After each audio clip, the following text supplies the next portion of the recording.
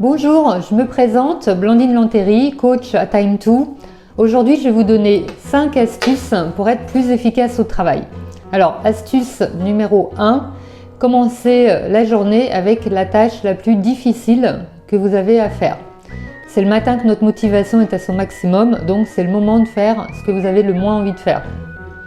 Astuce numéro 2, choisir les tâches que vous allez faire. On a tendance à partir tête baissée dans la liste de choses que nous devons faire et justement on perd du temps parce qu'on ne réfléchit pas à optimiser le temps.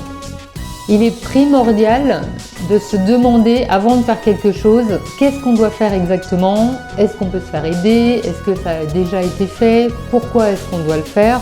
Etc. etc.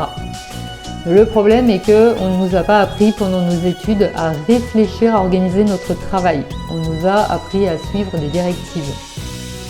De plus en plus, les entreprises demandent à leurs salariés de noter combien de temps ils passent pour faire chaque tâche. Et j'ai beaucoup aimé la réflexion d'une salariée qui a dit « mais parfois je ne fais rien, je réfléchis ». Et c'est justement ça qui me permet d'être efficace.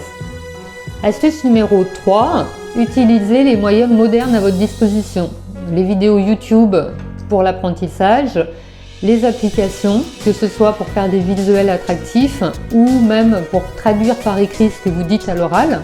Au lieu de taper vous-même vos rapports, vous les faites faire par une application. Les applications de traduction, etc., etc. Astuce numéro 4 est probablement celle que je préfère. Apprenez aux gens autour de vous que votre temps est précieux.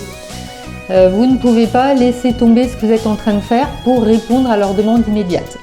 C'est l'inconvénient des emails et des SMS. Les gens peuvent voir si vous l'avez lu ou non et du coup, ils estiment que vous devez tout lâcher pour eux.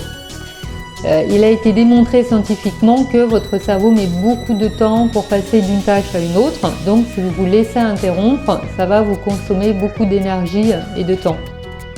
Astuce numéro 5, alors je viens de le dire, il faut faire vos tâches par type de tâche. Donc vous passez du temps à faire tous vos coups de téléphone, à vous mettre à jour de tous vos emails, etc., etc.